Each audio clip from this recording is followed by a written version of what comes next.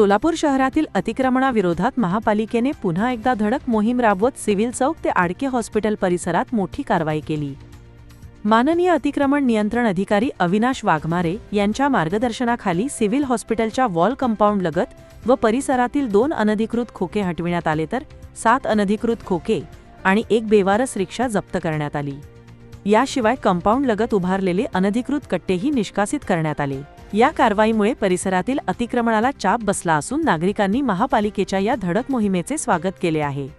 कारवाई दरम्यान अतिक्रमण विभागाचे कनिष्ठ अभियंता दीपक कुंभार तसेच पोलीस कर्मचारी उपस्थित होते। दरम्यान महापालिका आयुक्त सचिन उमसे यांनी फेरीवाल्यांना स्पष्ट इशारा देत आवाहन केले आहे की महापालिकेने निश्चित करून दिलेल्या वेळेतच व्यवसाय करावा।